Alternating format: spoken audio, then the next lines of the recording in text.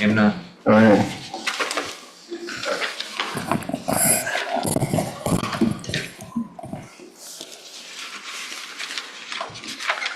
All right, we'll call this meeting to order. Call the roll, please. White. Here. Brown. Here. Ely. Here. Godwin. Here. Norris. Here. Rogers. Here. Schmidt. Yeah, here. Let's stand for the pledge.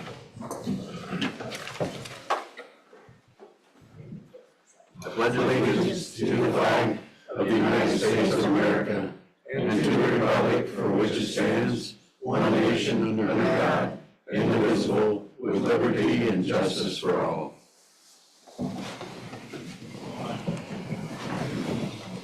All right, thank you. Approval of the minutes. We should have received a copy of the minutes. Are there any additions or corrections? If not, those will stand approved. Approval of the agenda. We do have a need for an executive session. Other than that, there shouldn't be any change. Make a motion to approve the agenda as amended. Motion by Mr. Godwin to approve the agenda as amended. Discussion? Call the roll. White. Yes. Brown. Yes. Ely. Godwin. Yes. Norris. Yes. Rogers. Yes. Schmidt. Yes. Okay, moving on to public hearing. We do have one item listed under public hearing tonight, and then anyone else will be able to speak, but the first item is the water tower. Come on up, Jake.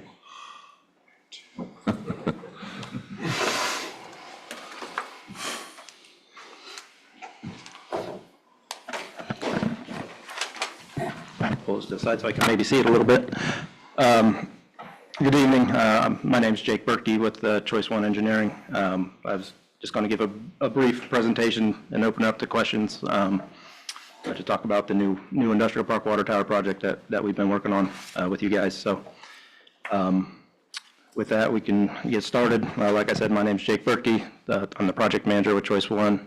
Max Search over here has been assisting me with the project, and then obviously Ryan and Curtis Locker, who you both know have been involved on the city side. Good, the first slide. So to give you a little background kind of on how this project has come to be, we did a water system model and study for the city that was completed back in 2022.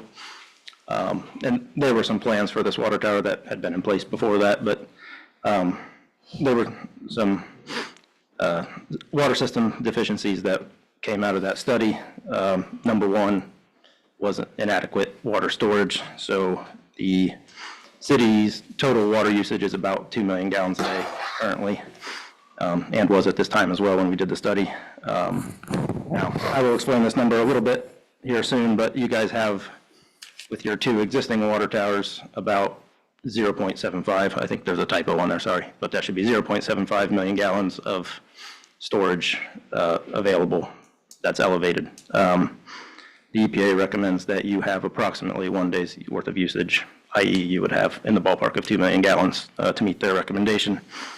The second issue would be inadequate system pressure.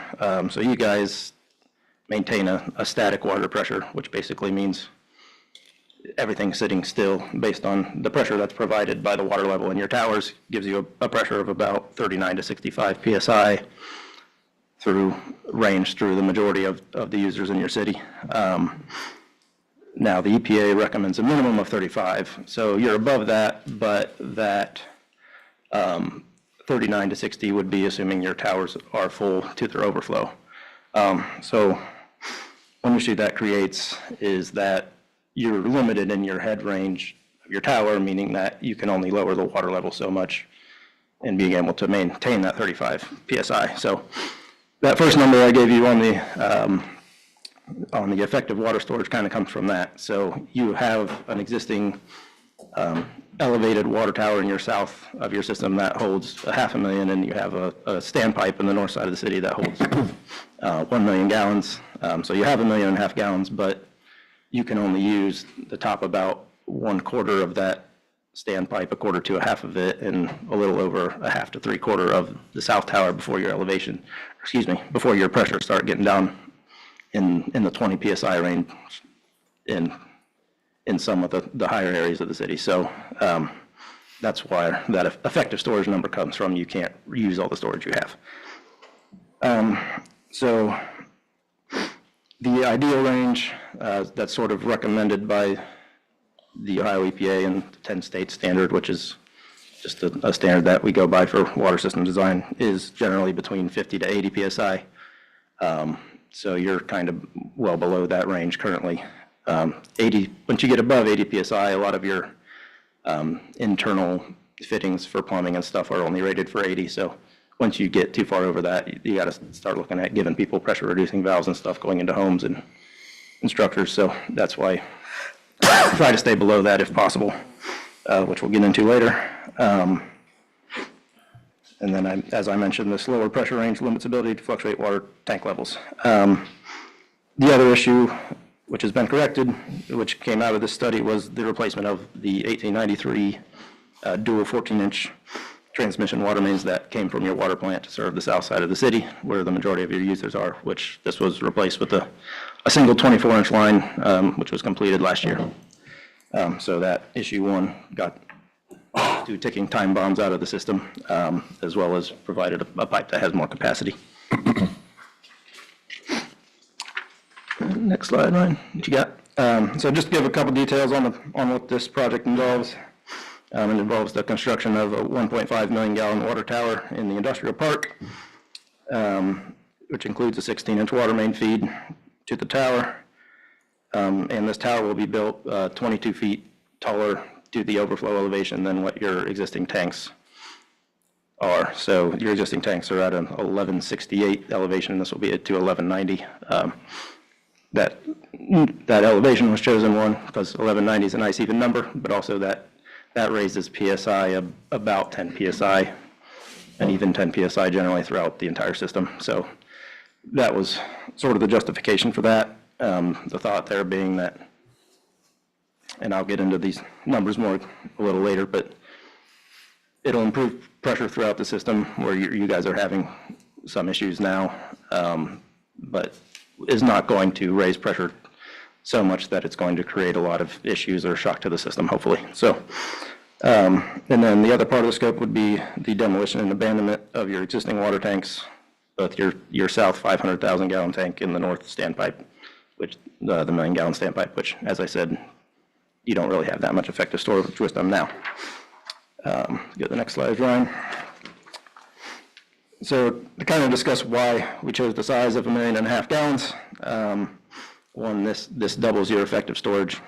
This tower will be placed at an elevation that you guys can essentially use the volume of it without lowering pressure throughout the system to below 30 PSI. So the other thing it will do was, though it doesn't quite meet that EPA recommendation of which would be 2 million gallons to match your daily usage, it gives you some flexibility to, in the future, build a second elevated tank to give some system redundancy, but then not end up with an excessive amount of storage. So you don't want to build too much storage into your system because you'll have issue with water turnover and water quality at that point potentially.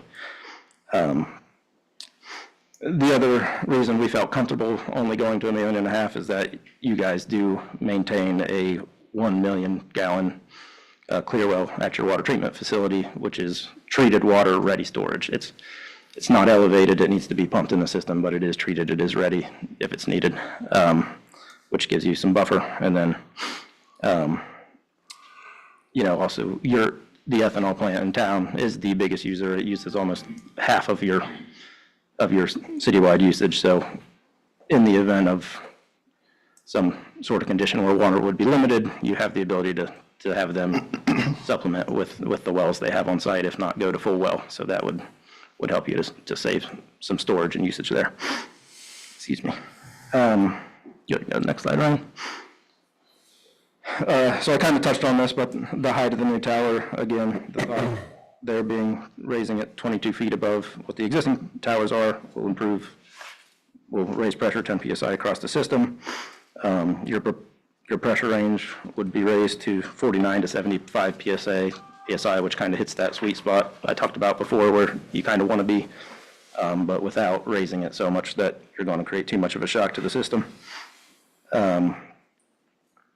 There will be some potential future growing pains with this.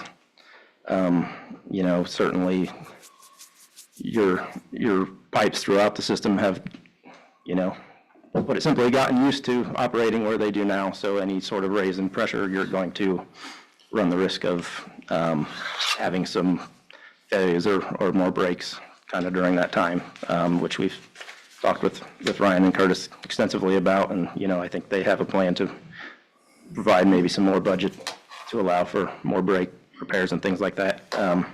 But what nothing we'll do to offset this is, rather than when we build this new tower, it's not going to be filled the first day. That level will be raised gradually over the course of a week or a couple weeks, whatever that ends up being, to try to slowly ramp up pressure and not create so much of a shock. Get the next slide, Ryan. And I didn't talk about this, I missed it on the slide before, but as I said, we're taking the existing 2 water towers down. The big reason for that being because they're at a much lower elevation than this new tower will be, it makes it very hard from an operational standpoint to operate them both. At that level, you want all your tanks, unless you're going to operate on different zones, which is a whole technical conversation separately. Unless you want to operate on different zones, you want all your towers to be at the same overflow elevation so they can float together. And also, what would end up happening is you would never use the water out of these tanks that sit lower. You'd be using your higher tower anyway. So you would either have to do some different operational things or even look at raising those existing towers to match the elevation of the new tower.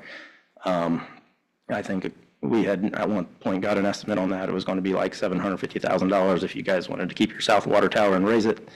That tower was built, I believe, in the 60s. Is that right? So it's exceeded its useful life. So it's sort of, do you want to put that investment into that old tower?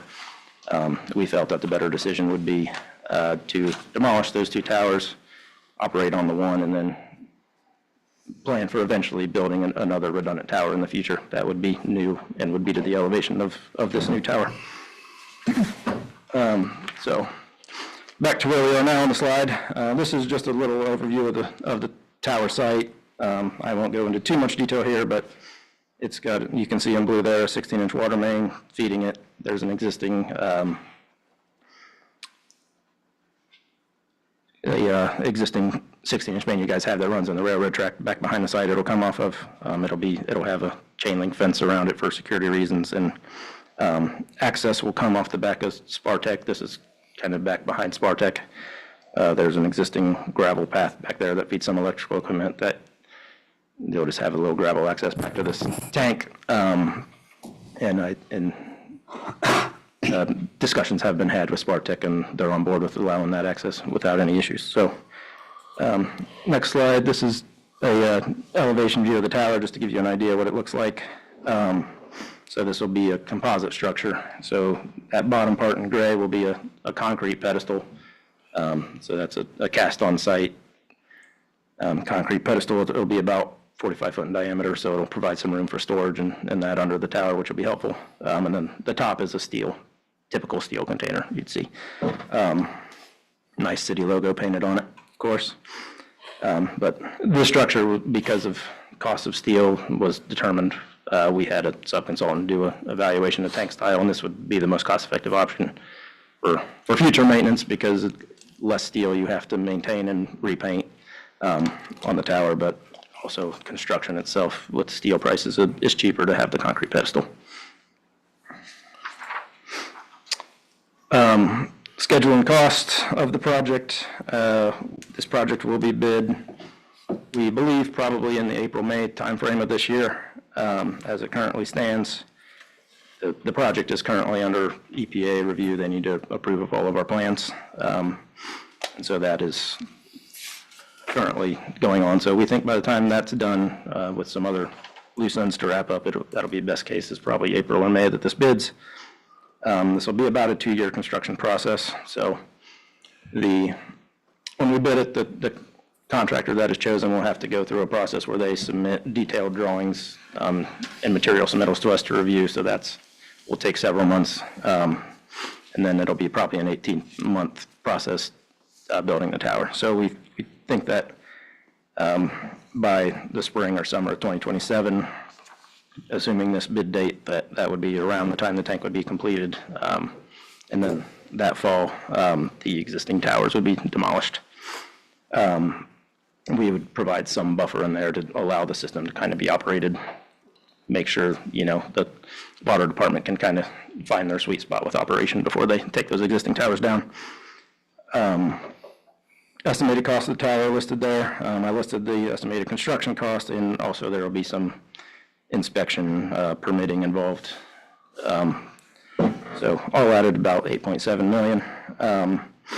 The project will be funded through an Ohio EPA water revolving loan account loan, which is a low interest 30-year loan. So they're on board for that. We'll just need to apply for that once the project bids. Other than that, unless I missed anything, that's all I had, and we can open it up if anyone has questions. What's the life expectancy of a new tower? At least 50 years it would be the life expectancy. Now, you certainly can get more out of it than that if you guys do your routine and regular maintenance on it, so. Anybody questions? This may be more directed to Ryan than to you. So basically, we're just trading $1 million and $1.5 million for a new 1.5 million gallon tower, right? On the front end, yes, but as he explained, we can only use 750,000 gallons of what we currently have. Right. Yes. Because of the elevation. Okay. Yeah. So how much will we be able to use of the new? All of it, all 1.5 will be overhead at the higher pressure. Yeah, you probably would not normally use it all, but if you needed to, you would have it available, yeah. You expect a lot of any problems when you go to the 80 PSI or 50 to 80? We expect some, yes. And that's why we're gonna raise it slowly. Like, we'll raise it 10 feet a day, check the system for if we have water breaks, repair those breaks, and depending on the outcome of how many or how often that happens, it could be multiple days before we raise it another 10 feet and check our pressure. So it's gonna have to come online slowly. And that's why we're gonna keep the other 2 tanks up and operational while we do this adjustment. And then once we get to full operation and we're comfortable with everything's repaired, that's when we'll start the demolition of the old towers. So it's more of the south end will have problems more than the north end? It just depends, on what kind of pressure it can handle. We won't know until we start to amp up those pressures. But like for an example right now, most of the pressure issues, and when I say pressure issues, most of the complaints come from the north end of town on low water pressure. Yeah. Yeah, because I know off of Russ Road, they have problems there. They got pumps to make the pressure higher. Because I think the car wash takes a lot of it away in that area. Yeah, there's certain sprinkler systems, they have to have a fire pump to boost that pressure. And then certain areas of town, like right now, have them to boost that pressure as well, based on their needs, where this would give a consistent pressure across the entire city. Okay, thank you. You're welcome. Hey Ryan, if I may, the tower's not gonna be the only thing keeping the pressure on there. You're also gonna have your high service pressure pumps out of the water plant, so this will actually even the pressure out a lot more across the entire system.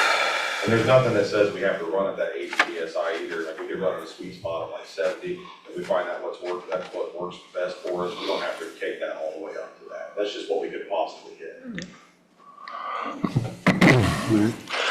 How much water do we turn, to turn clean water? How many gallons a minute, or you said we had that 1 million that's sitting there at the plant, Well, that's constantly being drawn from that high service pump, that's our clear well, that's constantly being drawn out, put into the other towers and the distribution system itself. That was easy to turn over. The hard one to turn over is the north tower, because like as he said, we pump it down and we get to roughly a third of it, and we can't really pump it anymore. Now, that's not to say it's not getting turned over, it's just we Okay. can't pump it all the way down. Fresh water coming in still turns it over, but not as fast. Okay. So, it's like right now, we're averaging out there probably about 2.6, 2.7 million gallons a day, so we're flushing that 2.7 million gallons a day through this. And if we have 1.5 million up in the air out there, we'll easily flush that over on the other side of town. Cool. So the standard is 24 hours overhead storage, not more than 36. So you want to turn it over every 36 hours.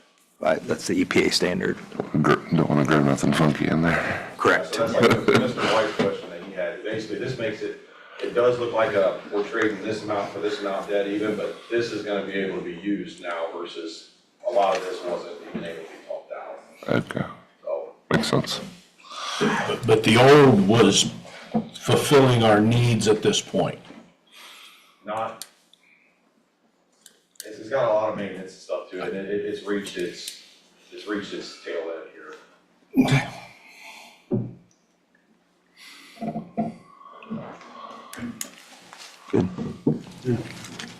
Any other questions? Thank you. Thank you. Thanks, Jake. Appreciate it. Anyone else wishing to address council, please step forward, state your name. Chief Ryan Benji with the Greenville Police Department. Today, the Greenville Police Department had the privilege of honoring retired Sergeant Roy Harrison as he was laid to rest. Sergeant Harrison dedicated 30 years of service to the Greenville Police Department and remained in our community following retirement to watch his family grow. I want to extend my deepest gratitude to Sergeant Harrison and his family for their contributions to the department and the citizens of Greenville. I would also like to thank Sheriff Whitaker and his entire staff for all of their assistance with the funeral today. The Darke County Sheriff's Office covered patrol services for a few hours today so that our officers could pay respect to Sergeant Harrison. The Darke County Sheriff's Office also provided the 21 gun salute graveside service and assisted with the funeral procession.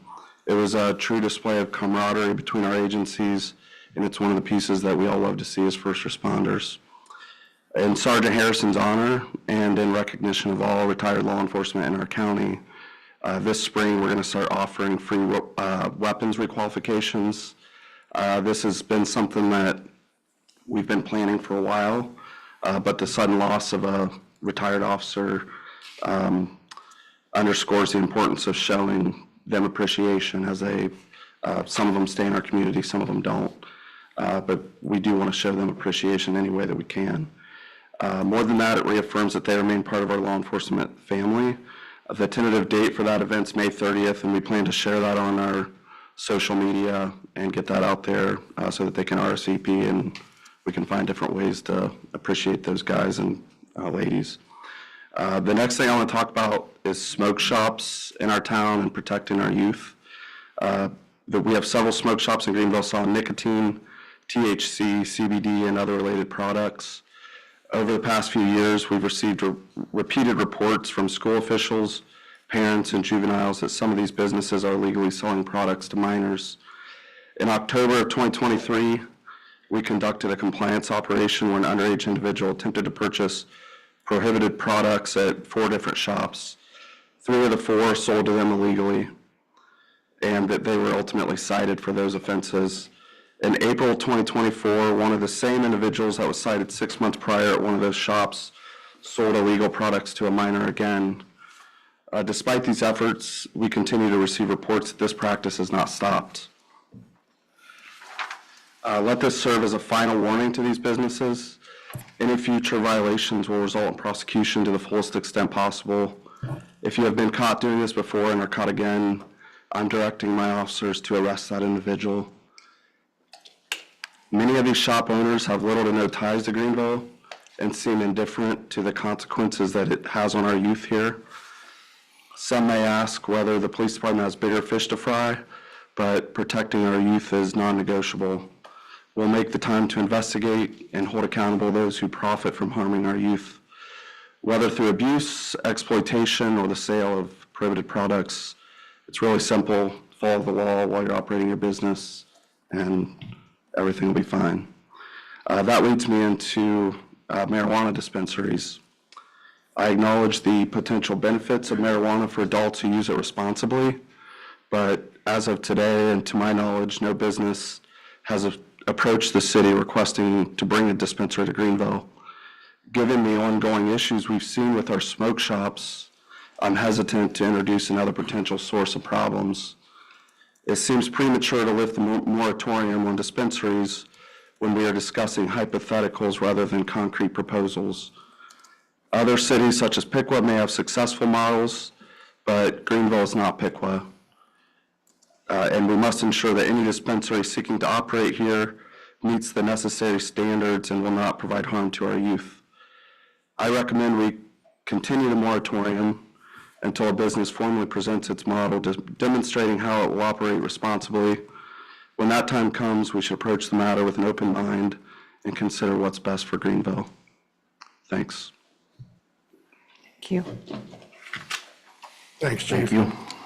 Thank you, Chief. Anyone else?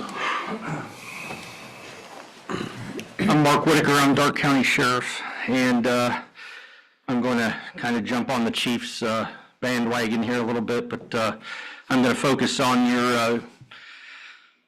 your agenda item where you're considering ordinance for a moratorium. So what I'll tell you as the sheriff of Dark County, I'm opposed to marijuana dispensaries anywhere in the county, not just in the city of Greenville, but since it's up for consideration tonight, I want to bring it to your attention.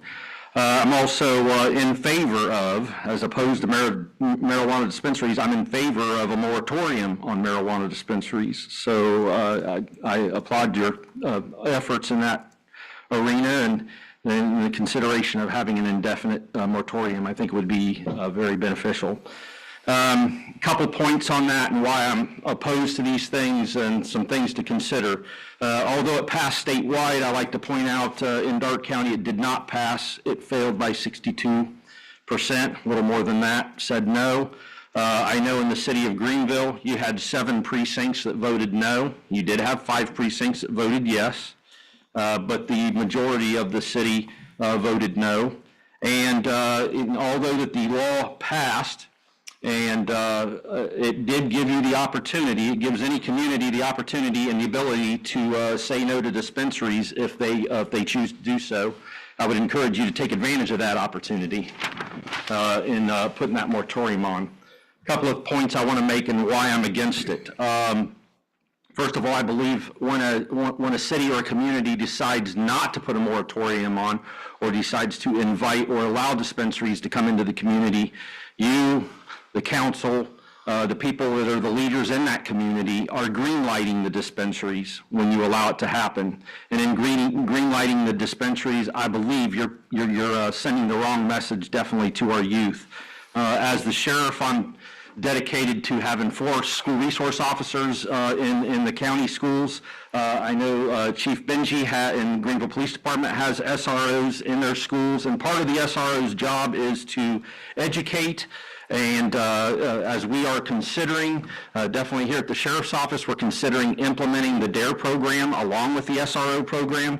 This is a drug abuse resistance education program, and I believe that when we as adults or as leaders in the community say, hey, let's allow this business to come in and sell recreational marijuana, and while the other leaders, or we're trying to educate our youth to not make those types of choices. And it's kind of saying, you know, do as I say, not as I do, is what we're telling our children and what our kids, and if any of us here are parents, that doesn't work so well. It doesn't work well at all. So that is it's the message that I believe that it sends when you allow it, and it also sends a message when you don't allow it. So in staying consistent in the community, in the bulk of the community, I'm also a board member on a coalition for a healthy Dark County, among other boards that I'm a part of, and the constant discussion is discussing the drug issues or substance use disorder and issues that we have in our community that we're constantly fighting, and then now we want to introduce this other opportunity. And I just think that's not consistent messaging, is where I stand on that. I would ask, what benefit does a business like this, a business that sells recreational drugs, what benefit does it bring to the community? I would argue it brings none. And for those of you that are thinking, well, tax revenue, I want to point out a couple of things that have emerged. And one is that Senate Bill 56 was presented in the legislature, in the Senate, over the last week or two. And in Senate Bill 56, it's a restructuring of the current law that was passed by the voters. And in that current Senate Bill 56, what they're planning for the taxes is to do away and repeal all the language, including the language that says a community that allows a dispensary gets a certain percentage or a fraction of the percentage of the tax that's brought in. And right now that's been removed. It's proposed to be repealed, which means for those communities, townships, cities, municipalities through the state of Ohio who went ahead and allowed this to happen and hasn't passed a moratorium because they want to promote business for the interest of tax revenue, what they're going to find out is that could get taken away from them. Because the way Senate Bill 56 is written right now is the tax will be collected not at 10%, which is what the statute reads right now, but at 15%. And on top of that, the money is to be collected by the state and put in the general revenue fund, the state's general revenue fund. And the legislators will decide through the budget who gets that money. It will not come necessarily to the town or the township that allows it to happen. So anybody who's thinking that this is a revenue generator, you better, I just be wary of that. Be aware that that could be a problem, okay? One other thing I guess I want to add to this is, one of the arguments is a dispensary creates a safe supply. And when I say this, when I say it's not necessarily true, that's only incumbent on the fact that the citizens who like to use recreational marijuana will go buy it at the dispensary. The problem we have in Ohio right now is the cost of marijuana, legal marijuana at the dispensary is it's very expensive, okay? Depending on where your sources are, $192 for an ounce. It's twice as much in Ohio as it is in Michigan. And now with the proposed 15% tax, it's not going to be any cheaper. It's going to actually be more expensive. And when you find that situation in play, what you will find is most of the people that use recreational marijuana are still going to stick with the black market. So the idea of safe supply probably goes out the window. It's a facade is what it is, okay? Because they're not going to be able to afford the safe supply. It's just going to be too expensive. But getting back to the message, I say, why would we welcome a recreational drug store or recreational marijuana sales in our community amidst issues of substance use when we're trying to overcome that? It goes against that. It is counterproductive. It's the wrong message to send to our youth. And I would thank you for allowing me the time to share my views and my concerns. Thank you. Thanks, Sheriff. Thank you, Sheriff. And Sheriff, thank you for supporting the police department in their efforts today. We appreciate that. To honor Sergeant Harrison. Yep. Thank you. Anyone else wishing to address council? All right, we'll move on to administrative reports. Mr. Mayor. The only thing I was going to talk about tonight was, again, Sergeant Roy Harrison, thank you. Longtime Greenville Police Sergeant Roy Harrison was laid to rest today, and having passed away on February the 10th, and I'd like to honor him with a moment of silence.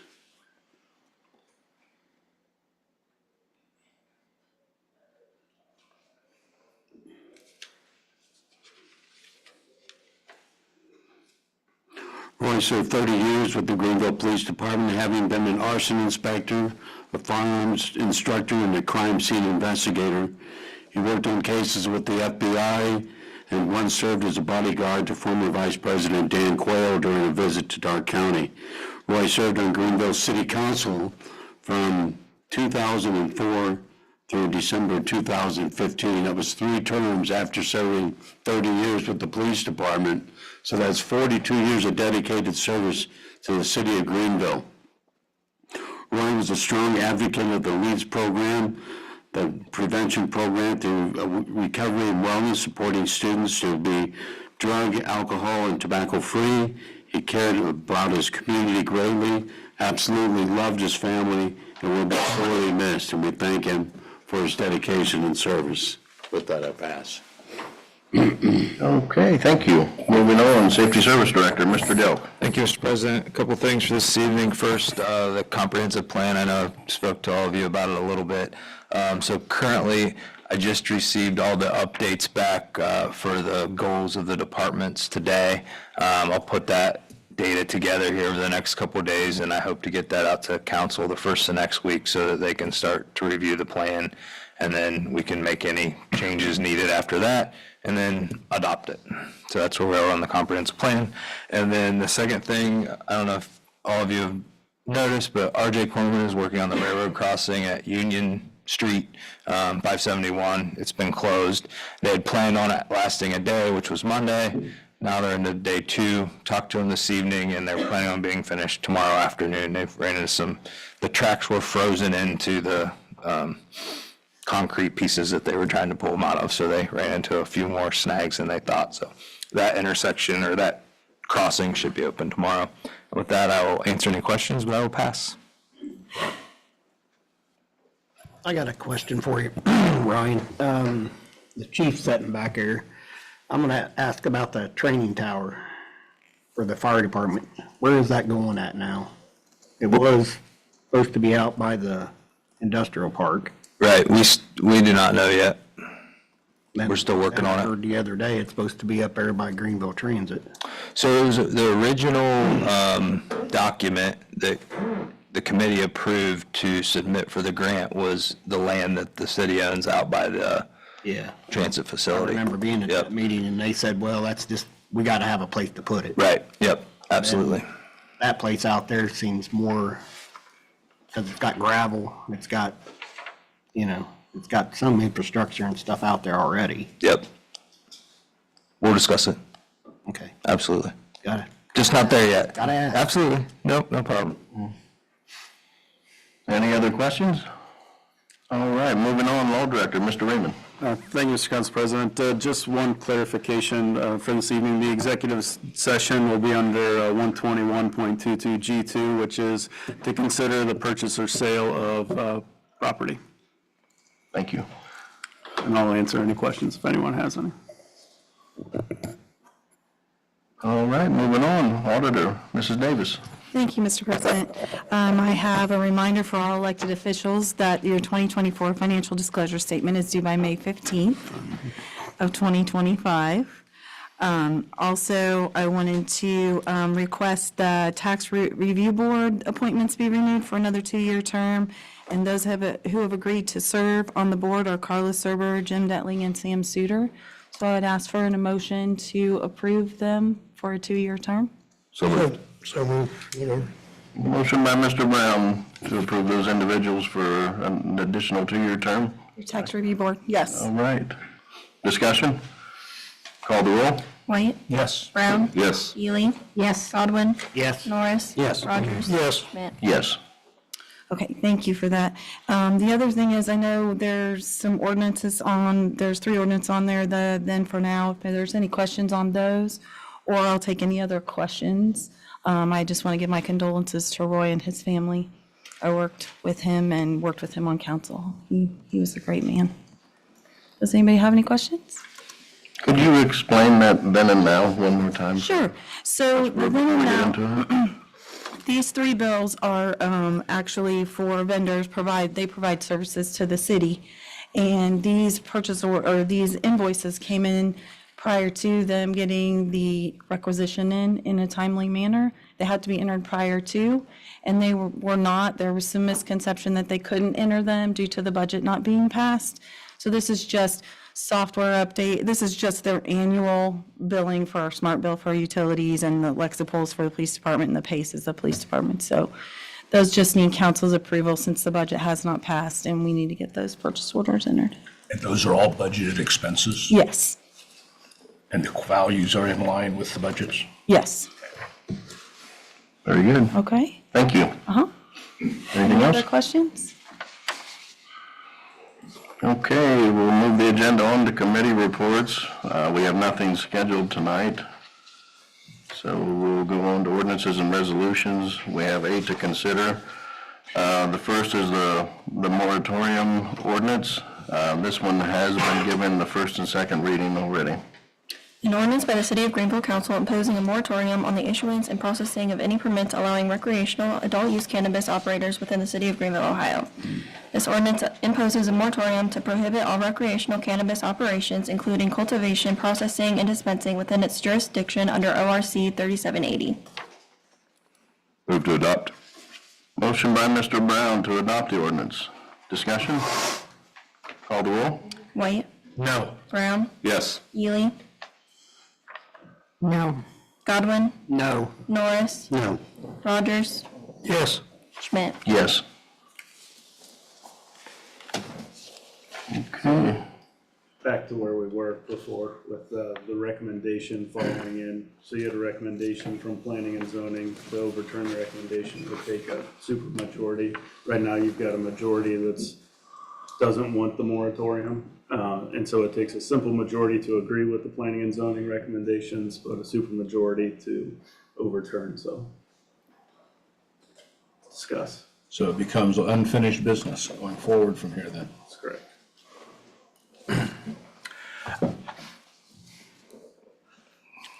So that'll just remain on the agenda till, Carry over. okay.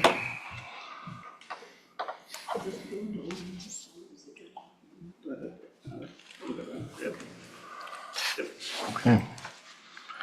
All right, moving on then. Number 2, we have a then and now resolution for smart bill invoice.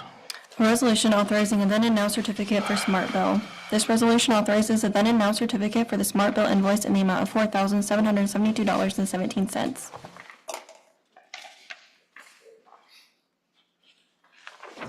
Move to suspend the rules and give this second and third reading by title only. Motion by Mr. Rogers to suspend the rules, give this resolution second, third reading by title only. Discussion? Call the roll? White, Yes. Brown, Yes. Ely, Yes. Godwin, Yes. Norris. Yes. Rogers. Yes. Schmidt. Yes. A resolution authorizing a then and now certificate for Smart Bill. A resolution authorizing a then and now certificate for Smart Bill. Move to adopt the resolution. Motion by Mr. Rogers to adopt the resolution. Discussion? Mr. President Pro Tem, just again for clarification on this one and the other ones. Sure. They're straightforward budgeted expenses. Yes. That are accounted for in the budget at these levels. Yes. It's just a processing issue of they didn't because they didn't think they could have, but they didn't. Correct. So now that they can, they will because they didn't. And because, yes, exactly. And you guys have to approve that because of the paperwork, basically, And they're how all the dates fell. prepaid for the next 12 months. Correct. Thank you. You're welcome. Makes sense. Any other questions? Motion before you is to adopt. Call the roll? White, Yes. Brown, Yes. Ely, Yes. Godwin, Yes. Norris. Yes. Rogers. Yes. Schmidt. Yes. Okay, moving on. Number 3, resolution then and now certificate for Lexipol. A resolution authorizing a then and now certificate for Lexipol. This resolution authorizes a then and now certificate for the Lexipol invoice in the amount of $6,653.60. Move to suspend the rules, give this resolution second and third reading by title only. Motion by Mr. Rogers to suspend the rules, give this resolution second, third reading by title only. Discussion? Call the roll? White, Yes. Brown, Yes. Ely, Yes. Godwin, Yes. Norris. Yes. Rogers. Yes. Schmidt. Yes. A resolution authorizing a then and now certificate for Lexipol. A resolution authorizing a then and now certificate for Lexipol. Move to adopt. Motion by Mr. Brown to adopt the resolution. Discussion? Call the roll? White, Yes. Brown, Yes. Ely, Yes. Godwin, Yes. Norris. Yes. Rogers. Yes. Schmidt. Yes. All right, moving on. Number 4, another then and now resolution for PACE Systems. A resolution authorizing a then and now certificate for PACE Systems, Inc. This resolution authorizes a then and now certificate for the PACE Systems invoice in the amount of $1,980.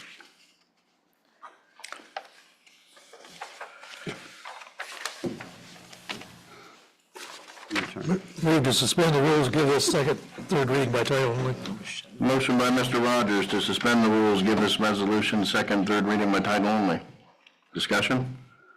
Call the roll? White, Yes. Brown, Yes. Ely, Yes. Godwin, Yes. Norris. Yes. Rogers. Yes. Schmidt. Yes.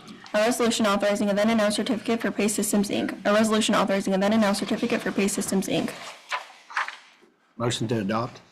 Motion by Mr. Godwin to adopt the resolution. Discussion? Mr. President Pro Tem, I'm gonna back up this one with the other two as well.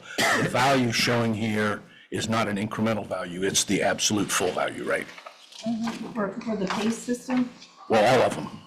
yes, I believe that. The amounts shown are the total amounts to the supply, to the I vendor. have the invoice, I can tell you for sure, okay? I can tell you that they were fully budgeted for, Okay, but just making so, sure they're not incremental to something else, is my question. no, so the Lexipol was for one year.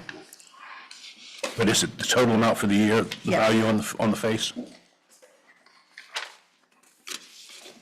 Yes, Okay, the PACE as well, okay.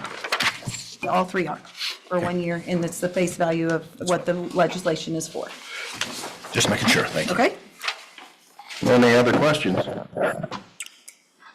Okay, we have a motion to adopt. Call the roll? White? Yes. Brown? Yes. Ely? Yes. Godwin? Yes. Norris? Yes. Rogers? Yes. Schmidt? Yes. Okay, moving on to number 5, a resolution for hazard mitigation plan. A resolution adopting the Dark County Multi-Jurisdictional Hazard Mitigation 5-Year Plan Update.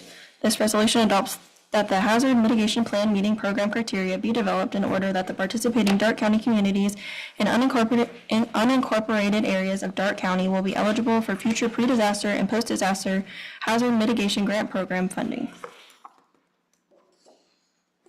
Make a motion to suspend the rules and read this by title only, second, third time. Motion by Mr. Godwin to suspend the rules, give this resolution second, third reading by title only. Discussion? Call the roll? White? Yes. Brown? Yes. Ely? Yes. Godwin? Yes. Norris? Yes. Rogers? Yes. Schmidt? Yes. A resolution adopting the Dark County Multi-Jurisdictional Hazard Mitigation 5-Year Plan Update. A resolution adopting the Dark County Multi-Jurisdictional Hazard Mitigation 5-Year Plan Update. Move to adopt the resolution. Motion by Mr. Rogers to adopt the resolution. Discussion? Mr. President Pro Tem, Mr. Delk. Yes, sir. In layman's terms, what is it and what does it cost? It costs us nothing. That's good. Dark County EMA is required to update this plan every 5 years. And basically what this allows is if we would ever get any kind of a disaster, to apply for FEMA funding. And so everything has to be identified, like they put criteria as they look at drought, global warming, tornadoes, earthquakes, anything that could affect Dark County. There's an Existing plan, that's Dark County, expiring. that's expired. They have to update it every 5 years, and Dark County EMA funds everything. We attend a few meetings for open discussion on any concerns, but. Yep. Thank you. You're welcome. Any other questions? Call the roll? White? Yes. Brown? Yes. Ely? Yes. Godwin? Yes. Norris? Yes. Rogers? Yes. Schmidt? Yes.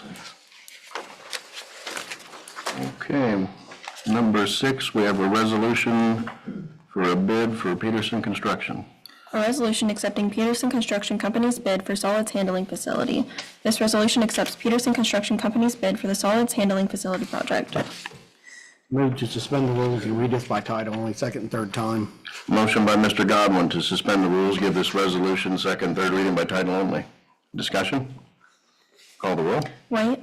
Yes. Brown? Yes. Ely? Yes. Godwin? Yes. Norris? Yes. Rogers? Yes. Schmidt? Yes.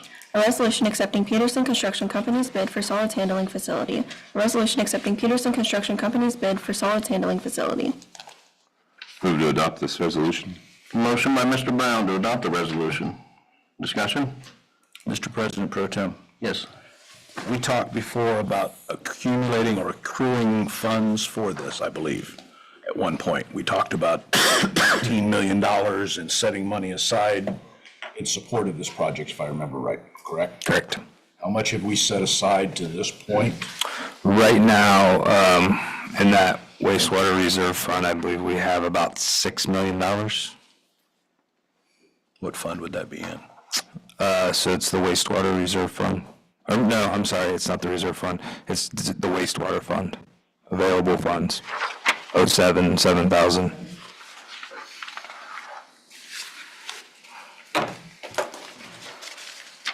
shows us starting the year at 4 million. Is that correct? That's the budget. There's, That's the cash balance starting the year. I'm just trying to get a, yeah, nope, you're good. Let me double check my numbers here.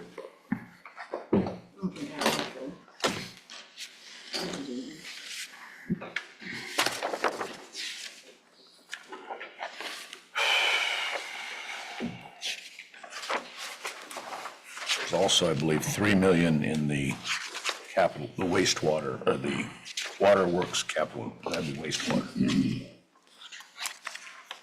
4 million in capital improvement.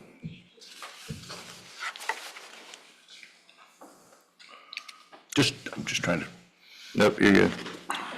So the current wastewater capital improvement fund, we have 4.5 million correct? as of 1/1, plus a revenue of 2,024,000, and expenses of 1 million. So then we'll have an estimated fund balance at the end of 12/31 in that fund of 5,499,000. and then What is transfer in from SD, Kim? It says from SD, what, that's a new term. sewer department. Sewer. Okay. SD is the sewer department, or wastewater.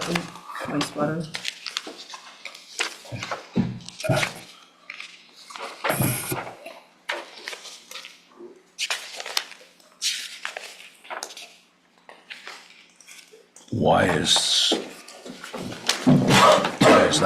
is that not showing up as revenue coming in the revised sheets? We're not transferring anything this year.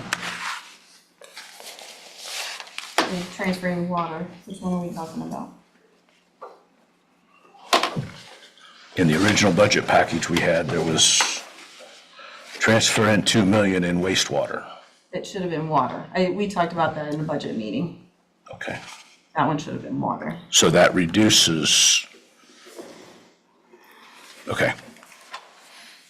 Fine, Good? I think. All right. Any other questions? I guess I'll ask one more. Yeah. I'm confident that we're financially solid for this. Yes. Okay. The other part is in the legislation, so this is all contingent upon us getting financing at terms that we're comfortable with. And so part of this is we're still in the application process for a loan to cover the balance, and that's got to be at terms that we like. And so if it gets to the point where we don't like the terms of the loan, then that's kind of our exit ramp.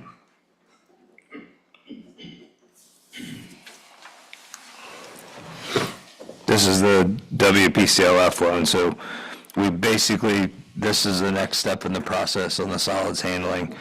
So we send this information to the WPCLF loan and saying we'll accept this bid of $18,340,000. And then we apply, that's our applying for the loan, and then they send us the terms based on whatever the interest rate is then. And then that, we have the option at that to say yes or no. We have the option to proceed at that point? Or we have the option for their loan? All the above. It's all tied together. Okay. Thank you. All right. Any other discussion? Call the roll. White, Yes. Brown, Yes. Ely, Yes. Godwin, Yes. Norris. Yes. Rogers. Yes. Schmidt. Yes. Okay, moving on, number 7, an ordinance for a bond requirement for AES. An ordinance changing the bond requirements for AES in connection with the 2025 AES pool replacement project. This ordinance changes the bond requirements for AES in connection with the 2025 AES pool replacement project, that said contractor shall post a guarantee bond with the city in the amount of $100,000, increase the maintenance bond from 1 year to 2 years, and pay the city's permit fees calculated at $60 per opening. Move to suspend the rules and read this by title only, second, third time. Motion by Mr. Godwin to suspend the rules, give this ordinance a second, third reading by title only. Discussion? Call the roll. White, Yes. Brown, Yes. Ely, Yes. Godwin, Yes. Norris. Yes. Rogers. Yes. Schmidt. Yes. An ordinance changing the bond requirements for AES in connection with the 2025 AES pool replacement project. An ordinance changing the bond requirements for AES in connection with the 2025 AES pool replacement project. Move to adopt the ordinance. Motion by Mr. Rogers to adopt the ordinance. Discussion? That come with like cheaper rates or? No, I don't think so, unfortunately. Call the roll. White, Yes. Brown, Yes. Ely, Yes. Godwin, Yes. Norris. Yes. Rogers. Yes. Schmidt. Yes. Okay, number 8, we have an ordinance for the funds of the city of Greenville for 2025. An ordinance appropriating funds necessary for the various departments and offices of the city of Greenville, Ohio for the year 2025 and declaring an emergency. This ordinance appropriates funds of the city of Greenville for personal services, operations and maintenance, transfers and capital/new equipment to fulfill purposes for which the city of Greenville must provide in the year 2025. This ordinance has an emergency clause. Make a motion to suspend the rules and read this by title only, second, third time. Motion by Mr. Godwin to suspend the rules, give this ordinance a second, third reading by title only. Discussion? Call the roll. White, No. Brown, Yes. Ely, No. Godwin, Yes. Norris. Yes. Rogers. Yes. Schmidt. Yes. We open it to adopt the emergency clause? Well, it failed on the reading, so. Okay.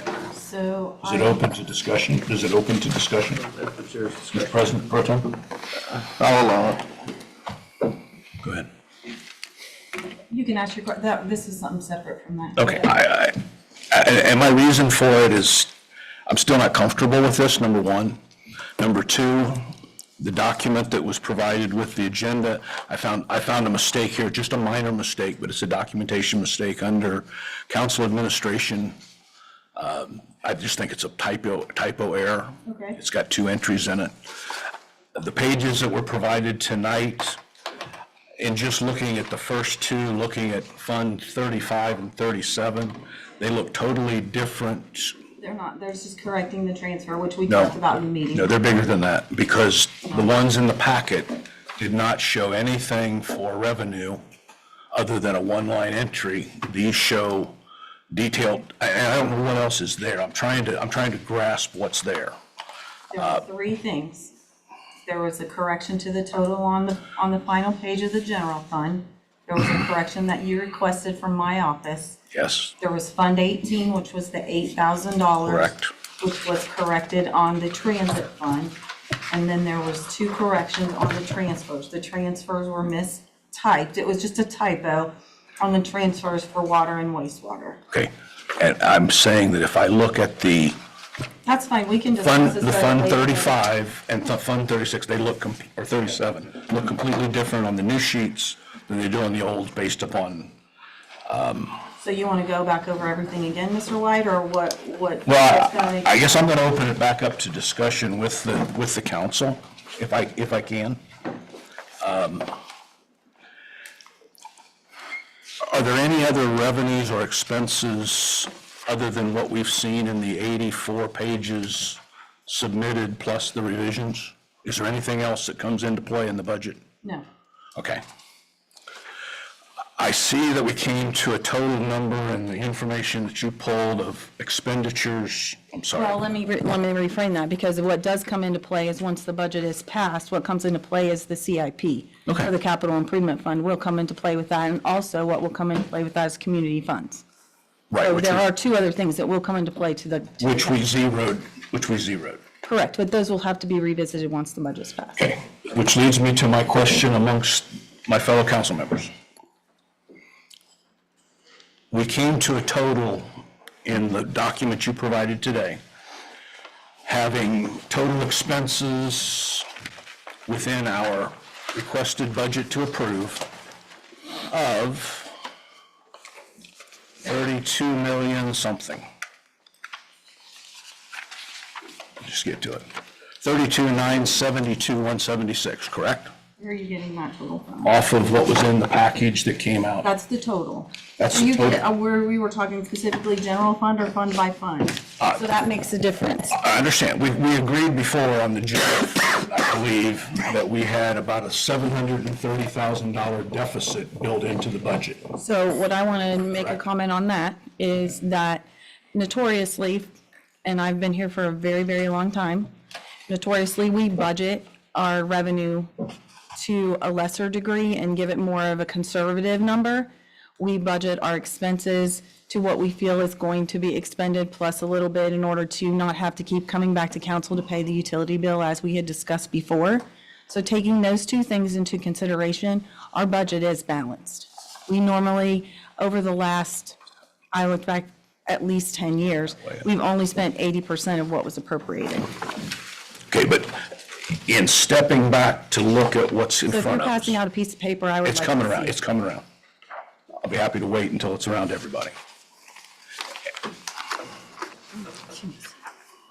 Have some for her.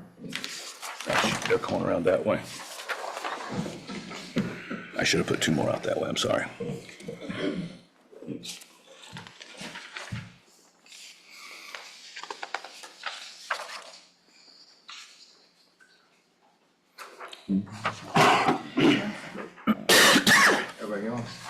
Yeah.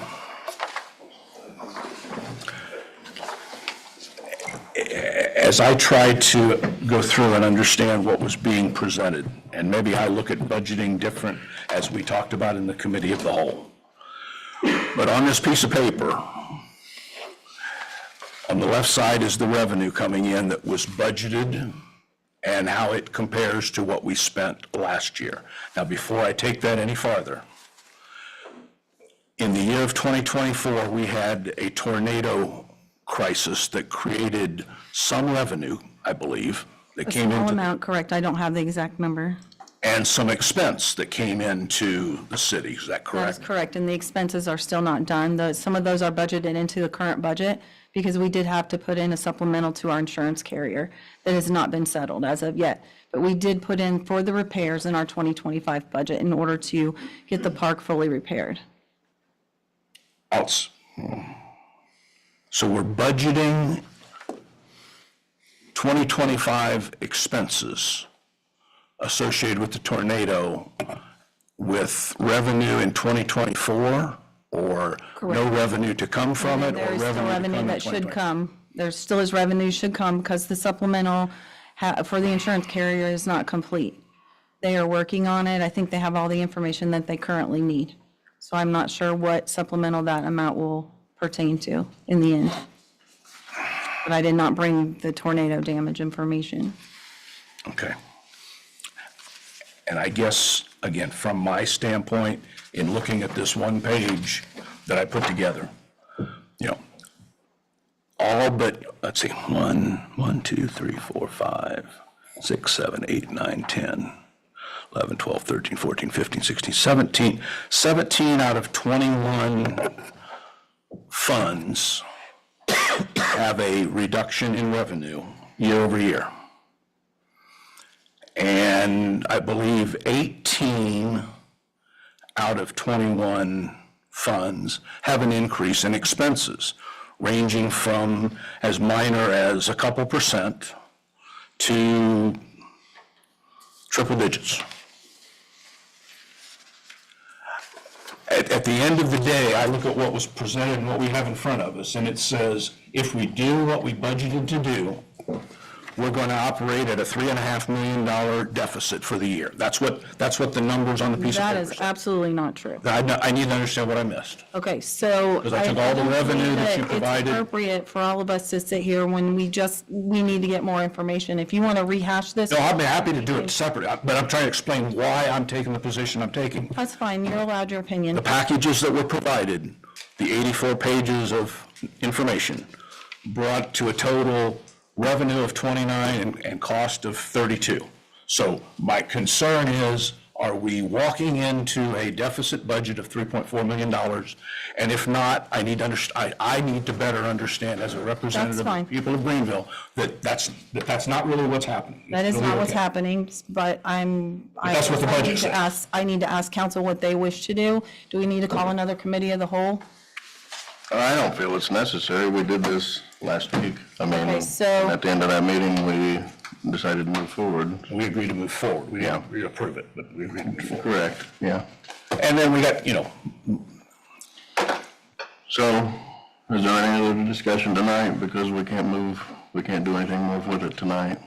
Right. So, because this did not pass, I need to ask for an amendment to the agenda to add legislation for the water treatment plant because they are out of money to buy supplies.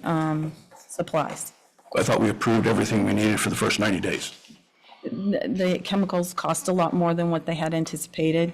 So we need money for chemicals in order to continue through February and at least through February. I think this will take us through the middle of March, but this budget has to be approved by March. By the end of March, yes. It has to be submitted to the county by the end of March. I understand. It needs to be approved prior to that I understand. because there has to be paperwork done. I understand. Am I the only one on this council that has has a concern with what's here? If I am, I can acquiesce. I can back down and say, if I'm the one that has that concern. I think everyone has concerns. It's just, we've been through it, we've addressed them. We haven't. In your opinion. My opinion, we haven't. And that's fine. I mean, you're totally entitled to it, but. Are we really being financially responsible to the citizens of Greenville? That's the real question. And we have no capital improvement in this. We have no community funds in this. So those are both going to be requests to take more expenditure. And I don't think we're talking about more revenue. So the gap, in my way of looking at it, keeps getting bigger. If I may, that's not completely correct. Like, when you say capital improvement, when you talk about all of the enterprise funds, the capital improvement are in the budget. On the general fund items, That's the one I'm talking about. it's not. Right. Yes. So if we want to put together the list of the things we want to procure that takes additional funds outside of what's in the enterprise capital funds. Yep. Then it's more expenditure with no more revenue. I'm trying to look this big. Nope, and you are. So if you look, you're $6 million, correct? Am I accurate there? About? 6 million what? $6 million carryover. After you would do full expenditures, you're gonna be at $6 million. I'm not sure what cash at the end? Cash, general fund cash. I didn't. He did all the funds. I did it all together as an enterprise. He did of the city. it, he did not separate what he. I know, but if that you're was concerned my- about, it sounds like your concern is the general fund. No, not just the general fund. Okay. The document in front of you says that the general fund is going to run at approximately $730,000 deficit in the budget that we have on the table. Correct. If the revenue comes in at the projected revenue. If the And revenue we comes spend in, 100% of the expenditures, and 100% of the expenditures, which, which we will not. well, okay. And the rest of the Greenville enterprise, if it runs at the budgeted expenses, and if it runs at the revenue that's in the budget, will be at what I say, $2.6 million deficit, making a total deficit of 3.4. That's the numbers I'm looking at. That's the concern that I'm expressing that I don't have a warm fuzzy feeling about. Now, maybe everybody else does. But you're not at a deficit. Like, I understand your side of it, but there's carryover funds there. So there are years that we do less projects. So then we save that money up for years that we're doing more projects. For an example, in the water fund this year, we have 3 water lines proposed.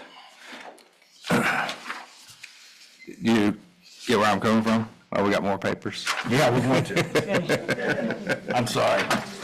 Okay, pass those over. All I'm trying, I I tried to put it in a picture form by each different fund. And this isn't to say this is good, this is bad, it's to say, where do things not seem to be cohesive and normal? If the green is above the red, it's good. If the green is below the red, not so good. Overspend, underspend. That's kind of the simple way of that. But everything that we have in our entire process is basically, as a whole, moving from lower left to upper right. So costs keep going up. Year-over-year revenue has a tendency to not go up commensurate with costs. I'll slip over to, and I'll just pick on income tax. And Eric, it's not towards you, but, we missed our income tax number compared to year-over-year by 18% from 23 to 24. Agreed? Yes, sir. Okay. We started, and we estimated higher in the budget, higher revenue in income tax for 2025 than we had in 2024. Agreed? It was flat. No, it wasn't. It was 8.8 versus 8.6. You're adding two other lines into it that's back in the revenue. So there's two lines. The income tax revenue is 1150, 1151, and 1152. Okay, let's say it's flat.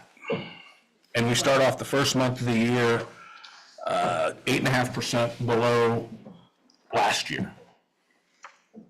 We started last year this way too, and we kind of churned through it and came up 18% below where we were the year before. We're not in a healthy spot. That's what and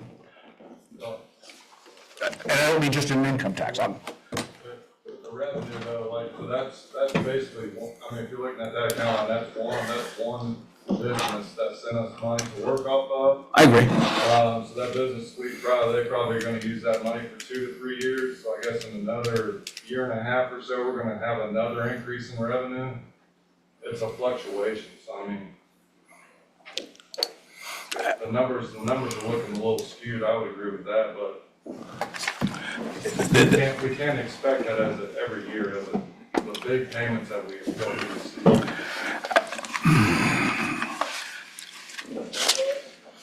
And last 2024 was the lowest income tax revenue of the last three. Yes, sir, I agree with that. And this one is targeted to be flat and starting off 8.5% in the hole. We can't. I'm just looking at the numbers. I'm not trying. If we're going off 1 month, I'm not so sure. Now the trend, you're right on the trend, but if we're going. If we compare December to December, 23 to 24, it's down 40%. Month before, it was up 10%, and maybe even 20. Flat, down. I'm not trying to analyze it here in front of the council. I'm saying it doesn't look. It doesn't look like we're being good financial stewards or financially responsible to the citizens of this city if we propose a budget that says we're going to lose money, but then we say, don't worry about it because we spend less and bring in more, but we don't. Or do we? That's my whole hang up here. And obviously, if I'm the only one that cares in that regard or feels that way, and everybody else says, don't worry, be happy, I'll acquiesce to my other 6 council members and approve it. Kim, did you say that we spent about 80% of what was budgeted last year? Yeah, it was 80, let me see. You said for 24? Is that Yes. what you're asking? In the general fund? In what fund? General fund. In the general fund, we spent right at 90% at the end of 2024. The prior year, it was 85, 88, let me see, 23.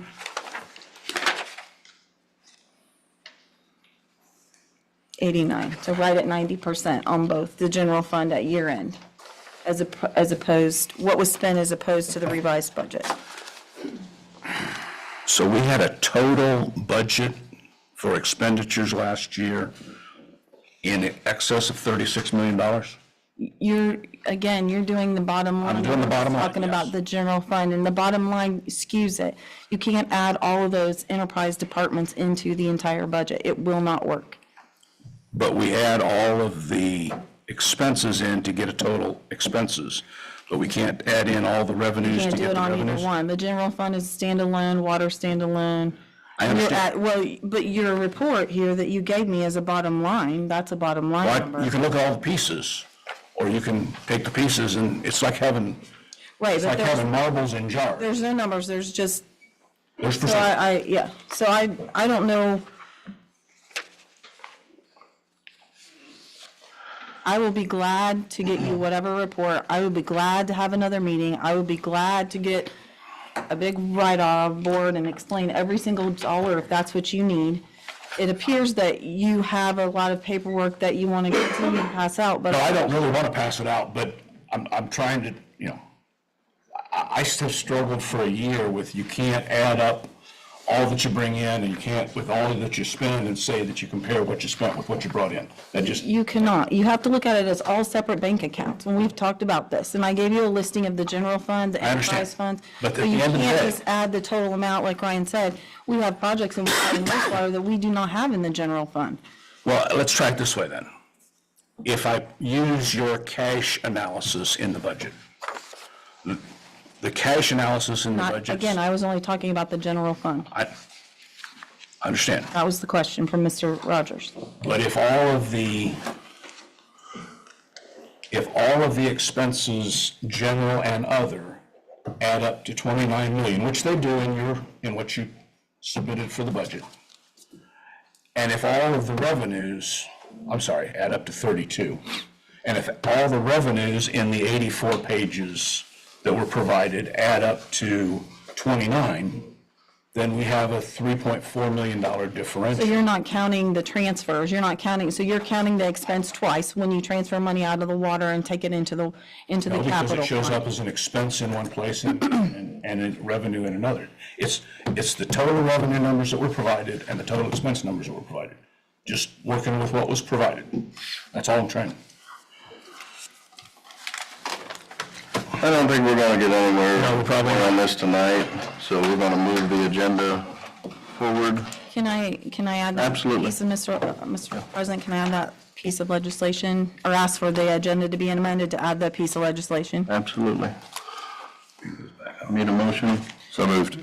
Motion by Mr. Brown to, we're just gonna, Jessica.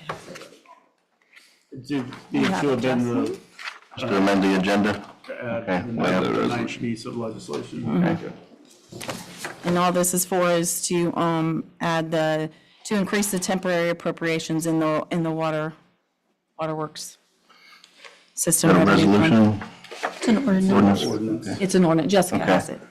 All right, so we have a motion by Mr. Brown before you to amend the agenda and add this ordinance. Discussion? Call the roll? White, Yep. Brown, Yes. Ewing, Yes. Godwin, Yes. Norris. Yes. Rogers. Yes. Schmidt. Yes. An ordinance to make temporary appropriations for current expenses and other expenditures of the city of Greenville, Ohio for 2025 until not later than March 31st, 2025, and the regular appropriations ordinance for the year 2025 is passed, and after the regular annual appropriation ordinance is passed, this ordinance shall be null and void. This ordinance authorizes the temporary appropriation for the Waterworks System Revenue Fund. Move to suspend the rules and give this ordinance second and third reading by title only. Motion by Mr. Rogers to suspend the rules, give this ordinance a second, third reading by title only. Discussion? Call the roll? White, Yes. Brown, Yes. Ewing. Yes. Godwin. Yes. Norris. Yes. Rogers. Yes. Schmidt. Yes.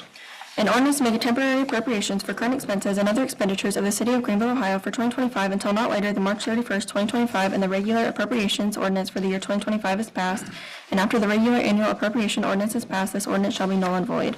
An ordinance to make temporary appropriations for current expenses and other expenditures of the city of Greenville, Ohio for 2025 until not later than March 31st, 2025, and the regular appropriations ordinance for the year 2025 is passed, and after the regular annual appropriation ordinance is passed, this ordinance shall be null and void. Motion to adopt? Motion by Mr. Godwin to adopt the ordinance. Discussion? Mr. President Pro Tem. Yes. Just for my own, again, clarification, what we approved in December to carry a series of expenditures for the enterprise through the end of 3 months, we're saying is now run dry in the They have water? used their other supplies, that is correct. They have used that. So the money we approved wasn't enough, or was, It was not enough because of the increase in chemicals. is the amount budgeted for chemicals enough to operate in 2025? Is the amount in the budget enough to operate for 2025? I would say, yes. The water superintendent says yes, it is. I'm just, I thought that was a fair question. Sure. So, just give me 1 second here, please. So the money that has been approved on the temporary appropriation has been used as a temporary appropriation in order for the departments to have operating money and for us to make payroll. 90 days. That money is already accounted for in our system, and it is, once the budget does pass, it will take that amount that they've already spent off of what they passed on their budget. So if they run into a problem other than what's appropriated on those sheets, then they will have to come back and ask for a supplemental if they run out of money. They're not double dipping. No, I wasn't looking at, I was trying to understand if we budgeted at the level that is needed, or if we're setting ourselves up for the next round of. No, I believe that probably some of theirs was, 2024 ordinance was still open, and I requested that they make a 2025 in order to make the reports more true, that they use a 2025 purchase order in order to purchase 2025 chemicals. Okay. Any other discussion? Call the roll? White, Yes. Brown, Yes. Ely, Yes. Godwin, Yes. Norris. Yes. Rogers. Yes. Schmidt. Yes. Mr. President? Yes. Could I ask how we feel like we're going to get off of dead center here? Do we need to have another meeting? Do we need to call another meeting to have another reading and more discussion? What is it that I can do to help move this forward? Because these departments need to be able to do their job. I do agree. Myself, I'm satisfied with what we presented at the last meeting, but it's up to the other members. Mr. White, you've already spoken about your opinion, then. I'm good with it. Well, I mean, So then the issue needs to be, if we're not going to skip the second and third reading, we need to schedule more meetings so that we can move through it in a timely fashion. Yes. And so as president, obviously you've got the ability to schedule other meetings. Well, do we feel there's a need? I mean, Is everybody else satisfied? That's the question. Do we need a motion to make a motion? I mean, what do we? we need another meeting. We'll just request one. On the vote that was just taken, you said there was, what's the result of the two negative votes? What did that cause? And the majority, the budget is just not approved. So to skip the second and third reading, every piece of legislation has to be read at 3 separate meetings. It takes 6 out of 7 council members to suspend that requirement. And so because 2 of you voted no, it can't be voted on tonight. It's got to come at the next council meeting. And so we got to get through the reading. So if that continues, obviously, it wouldn't be up for vote until the 18th of March, if we don't suspend the rules, or we need to hold more meetings so that it can be read. One of the two. Okay, and so I'm taking that there's a consensus of the remaining board members, that would be the remaining 5, that this is, you have absolutely no questions about where our city's headed in the future for 2025.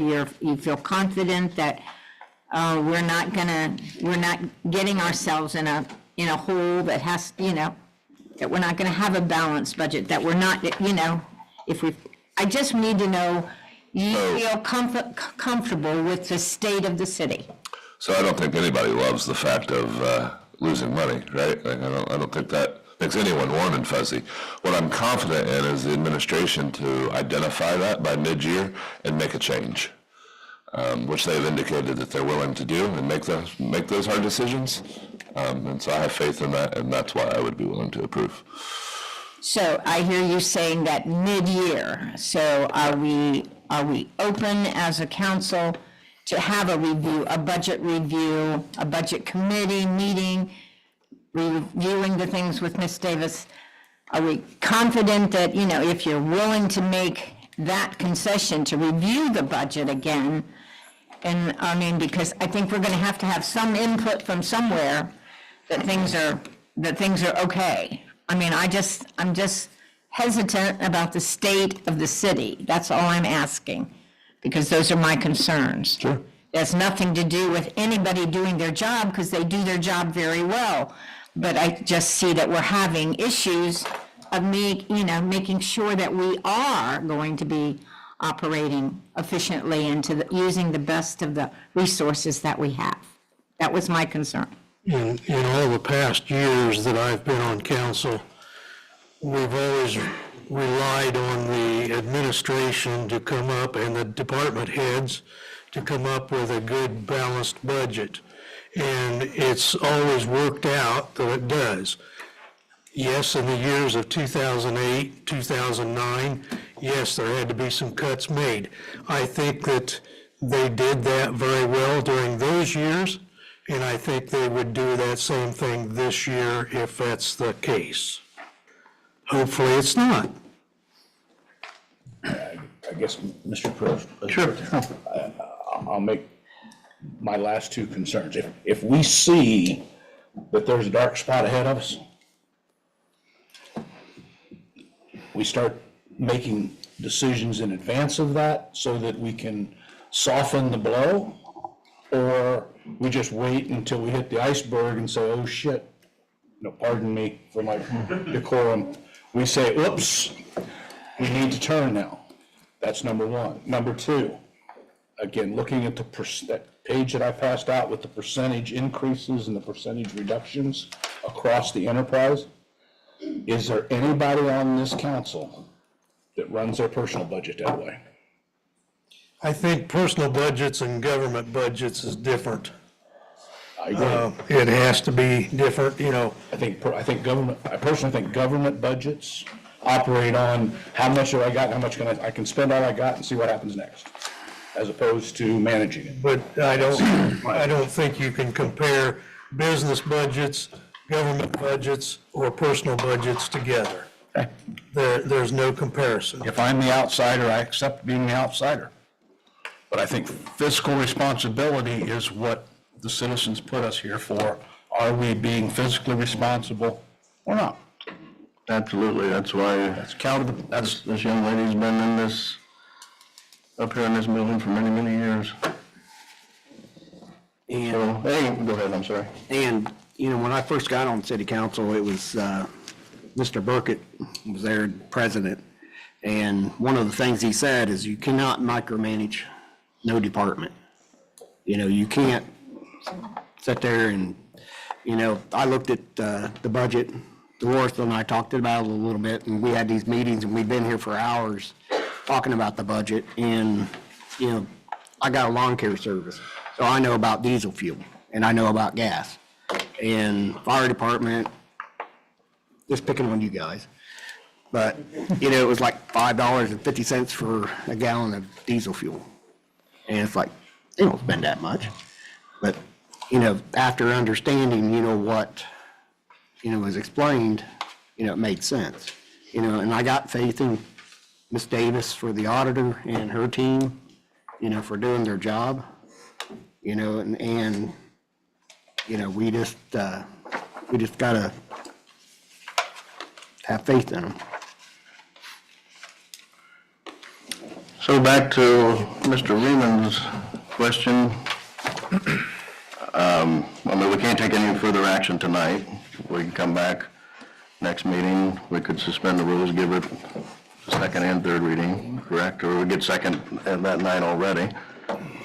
We can let it lay again, but this thing, we've got to bring it to a head. I mean, If we don't get this budget passed by the end of March, what's gonna happen to the city? And we're not fiscally responsible at that point. very true.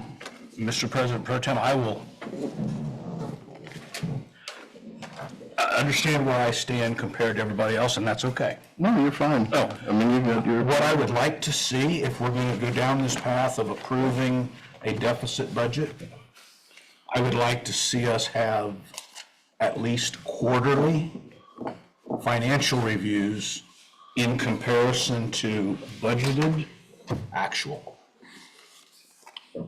So that we, as a council, see, have Kim present to us, you know, we're all good and everybody should be happy, and I would, because last year we never saw any of those.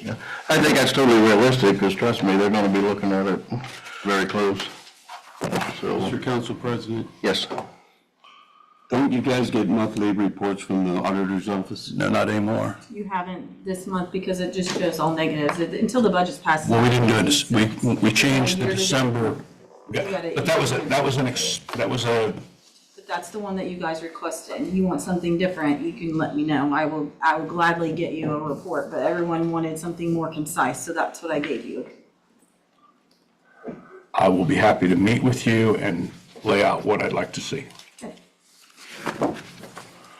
We haven't seen, Mr. Pro. Yes, Mr. Mayor, we haven't seen a finance report that allowed for clear understanding, in my humble opinion. We saw an accounting, what I would have called an accounting report in the past that talked about what we spent. That's mine. Well, you just have to lay out what, I mean, whatever you need. Whenever I would suggest this to anybody, I was on council for 6 years, so that was a significant period of time. Whenever I had a question about the finances, any month, any given time, I called the auditor and listened to her explanation. I didn't beat her over the head with a club. I'm not beating anybody. I don't intend, my intent is, Mr. President Pro Tem, my intent is not to beat anybody over the head with a club. Gosh, I hope not. I I'm wouldn't. trying to understand and get clarity in what we're doing. And No, I mean, and Kim will be more than happy to, I mean, put whatever you want together, whatever you need to satisfy you. Meeting then, or are you gonna wait until the March meeting? I mean, personally, I don't think we're gonna gain anything by another meeting. Does anyone, and if so, Second reading. speak up and tell me, you know, and if you want to The only schedule. thing we do would be a second reading if we did a special council meeting. But a work session, no, we couldn't do anything. Yeah, so I don't feel it's necessary, but, Mr. President, I think on behalf of like all the department heads here, we need to move forward with that second reading as soon as possible. Our departments rely on agreed. and there's a lot of things that need to be taken care of that we're falling behind on. We would respectfully, if we could get that second reading before the next council meeting, that would be great for all of us. It could actually happen, I mean, the next meeting, we could do the second reading, they could suspend the rules and give it the third reading that same night. I don't know if we want to take that risk. Well, I mean, I'm with you. Then we agree to that? Chief, if it doesn't pass the next time, then we'll request another meeting the next day, I guess. Or if we feel we need a meeting before that, Or whatever. I'll schedule it right now. Because I understand your concern, because it's Absolutely. difficult to do business right now for us. Yeah, it's tough. Yeah, two of those accounts that's on that is water and wastewater. And with the meters, I'm gonna touch on the meters again, but that's their revenue fund. And that's how they generate money, is by those meters. And we have meters that's fallen off, and Curtis can test, it takes like eight weeks, maybe longer. A whole set of commercial meters that need to be ordered, in addition to several businesses in town that have projects coming up that need meters ordered that I cannot put the orders in. Yeah, you can't put it in until this is passed. I mean, 8 weeks is being generous for some of these meters as well.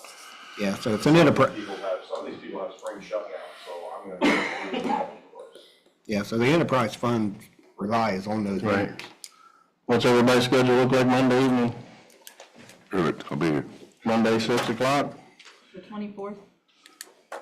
What are we do, what day? Is that doable? Yes. Yep. Okay, Monday, the 24th. Monday, 24th at 6? Yep. Okay.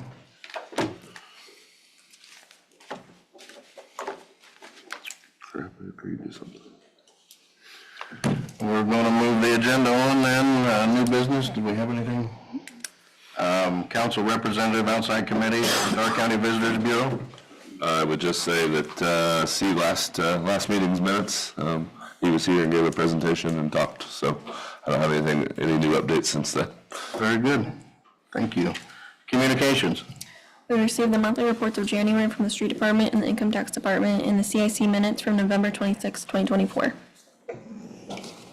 Okay, let's call down the council. White, I'll pass. Brown, Pass. Ely, Pass. Godwin.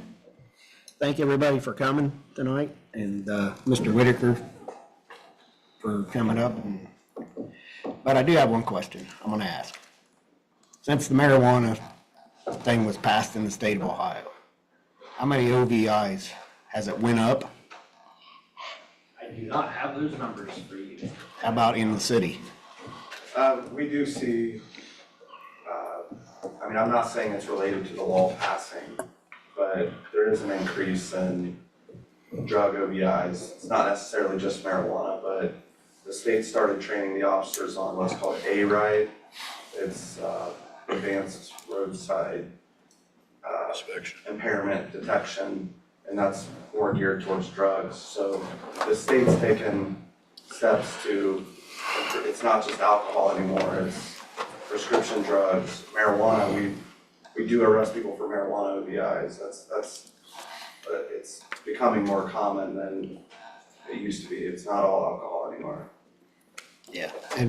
And what was on the ballot back was legalizing marijuana. There was no thing put on the ballot in the city of Greenville for a dispensary. So the dispensary was never, because the comment was made at a meeting here a while back was, people voted and they said no. Dispensary was not on the ballot. It was on making the recreational marijuana legal.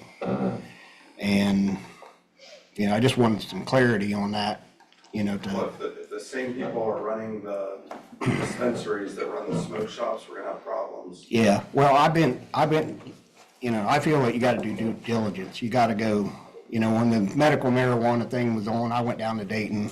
I went down there and checked out a couple places down there and met them and talked to them. And I did the same thing when, you know, the dispensary came up.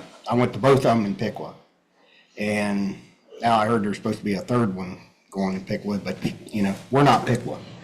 But, you know, they, the one that I talked to over by Home Depot, they donated to the school the vape detectors for all the bathrooms for the city of Piqua. So they do give back to the communities. Is that company looking to come to Greenville? No. I haven't heard of No, anybody that's. no, I haven't been approached by anybody. I haven't had anybody saying, but I'm just saying, you know, we got, my opinion, one person spearheading this thing. And, you know, we got a committee up here of different people and we got different opinions. And I'm just sticking up for my opinion. And I'm glad I got to talk tonight without being interrupted, so I'll pass.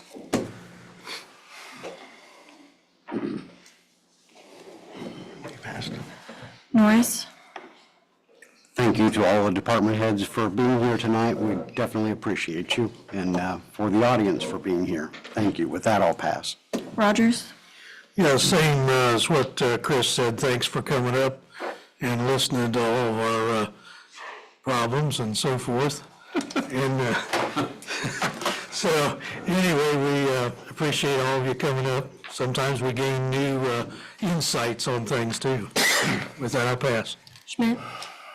I would like to thank everyone for coming up, and I do want to give my condolences to the Harrison family. I served on council with Roy up here for years, knowing his family and for a long time, so he'll sure be missed. And with that, I will pass. So, Motion to rise? motion by Mr. Brown to rise to executive session. Discussion? Call the roll? White? Yes. Brown? Yes. Ely? Yes. Godwin? Yes. Norris? Yes. Rogers? Yes. Schmidt? Yes. And just a clarity for the motion, it's under